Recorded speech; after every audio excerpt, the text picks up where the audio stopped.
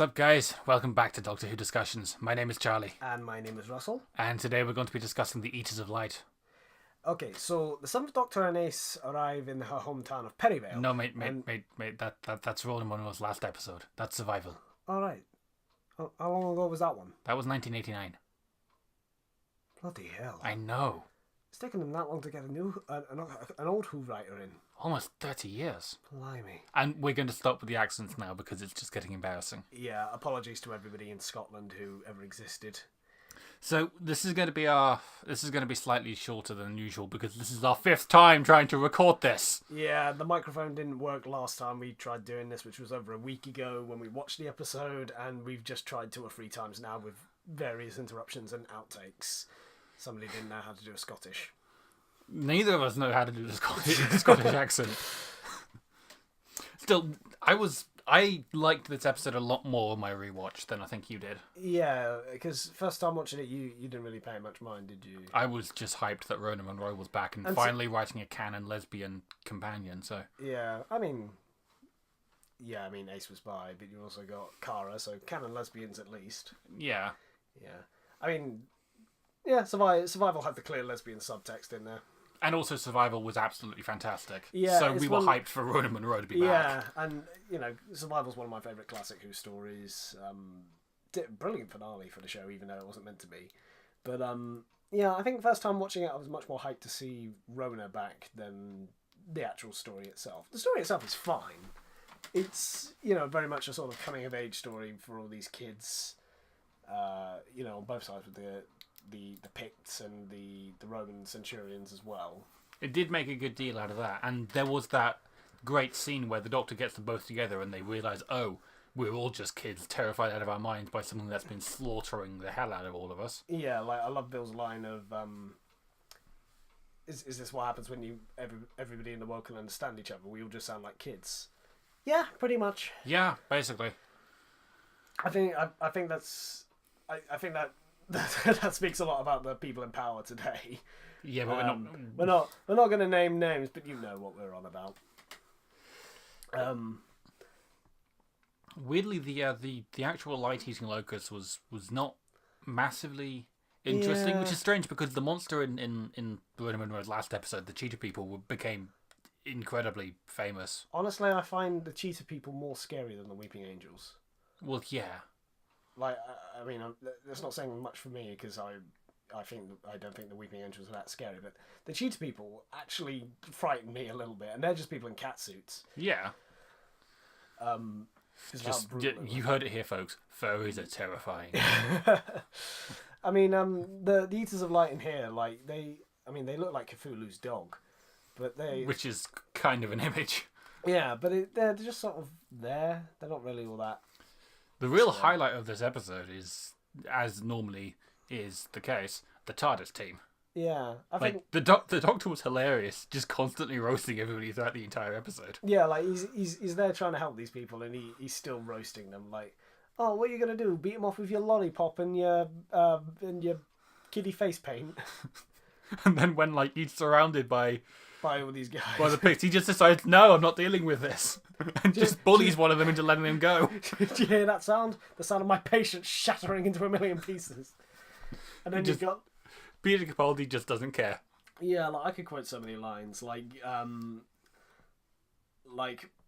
haven't got time for this, so would you mind leaping out of here while me and Naldol escape?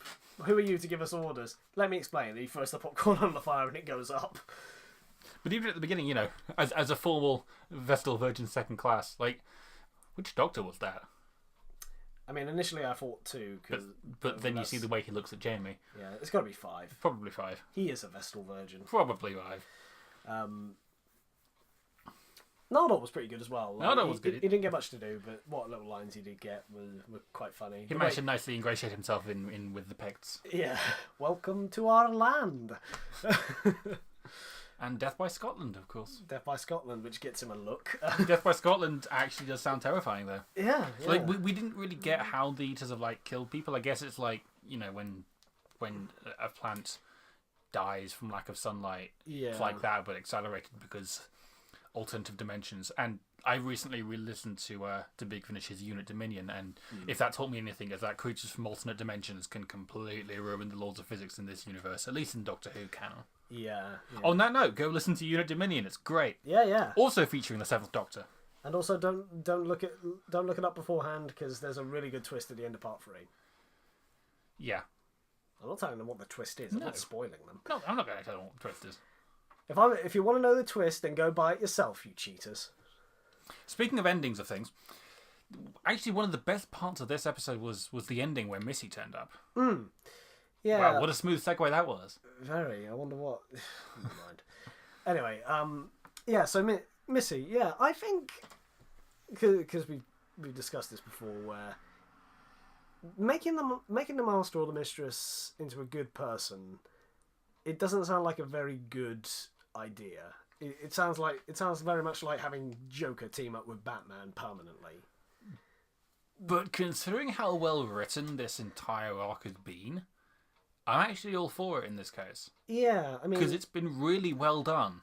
Yeah, it's sort of like the antithesis of most of Moffat's arcs, where, you know, they have a really interesting, inciting incident, and then they pretty much meander about until the ending, and it's just a bit of a damp squib. Whereas this one is, it's Missy saying, oh, I'll turn good, just don't kill me, and it sounds like she's lying through her teeth, as she always does. It doesn't sound like a very interesting idea. And then they actually take it seriously, and it works. Like, I don't think this is going to be permanent. There's no way this is going to be permanent. Absolutely. Next time we see the Master, he's gonna be gunning for the Doctor big or time. She. Yeah. It's likely going to be a bloke again, but we'll see. Yeah. But it really works in this case. And I think Michelle really knocks it out of the park as well. Absolutely, she's great. She really needs some good stuff to chew on. It's actually a very interesting and antithesis to because the Master was in Survival as well, and there he was the main villain. He was ruining everything, and he was trying to destroy lives. Oh, that confrontation! That confrontation. If we fight like animals, we die like animals. Tell you what, it's better than the outtakes where it's like, "Will you just stay still?" For the record, he did actually manage to avoid swearing this time, unlike last time. I've learned my lesson. But I did that because it was funny. Yeah. Bill. Bill was actually mentioned Mel. Bill. Mel wasn't in this one. Mel was definitely. She wasn't in Survival. She wasn't even in Survival. Where did you get that from? They got funny hair. They both got funny hair. It really has been a long time since you've watched this episode, hasn't it? It has been. Yeah, but Bill. Yeah, she was good as well. Bill was great. I like the little joke. I forget the name of it. Lucius, I think. Lucianus or whatever, I think. Yeah. Whatever his name was. He was obviously trying to flirt with Bill, and Bill sort of had to turn him down and try to explain to him the concept of being gay. And he's like, "Oh yeah, like Cornelius over there." It's like the theory going that being bi was normal in Roman times, and I don't know enough about Romans to judge. I don't know enough about Romans to say whether that's true or not. But hey, yeah, I mean, from what I know, it's men for fun, women for kids. But hey, I'm bi as well, so I appreciate the reference. Yeah.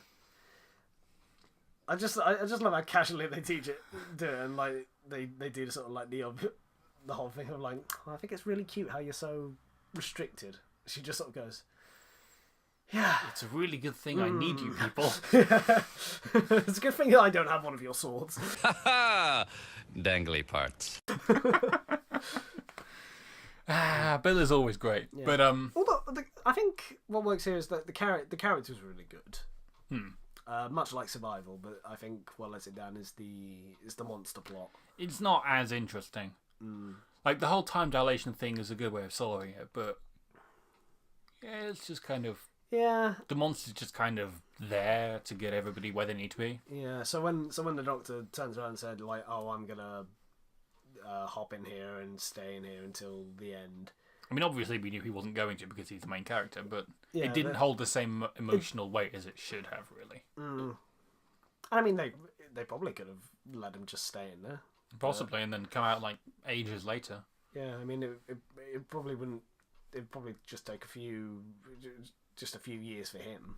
And then they could have time travel into the future with Missy and pick him up. But yeah, I suppose it works better having the Ninth Legion disappear and having the Picts and the Romans team up and.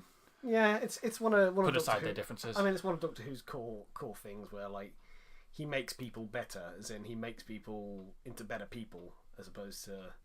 and they frequently die in the process. But you know, Yeah, you know that happens. How to be a better person? Just die. just die. Just nobody wants you around here. The shit.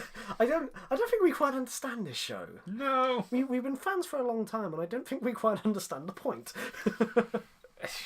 To be fair, the writers hardly seem to understand the point half the time anyway. Oh, don't get me started on No. the Series 9 finale. No, we're not going there. We're not going there. We do that too often. Yeah, let's focus on the next finale. Considering, is that all we've got to say about this episode? Unless you got anything more to say, I can't think of anything. No, not really. Told you this was going to be a short one. I mean, we just want to rush through this. We want to get dinner. Yeah, we want to be done and get on to the next episode, because while this episode was great, the next episode is It's pretty damn good. it's pretty good. Yeah, it's like not just this a finale for this season, not just a finale for Moffat's era, and also a finale for Capaldi's era. It's just It's a triple threat. It's good. She's nodding right now. That's all she can do. it's good. It's all good. We'll see you for then, because this episode is over. Until then, take care. Bye.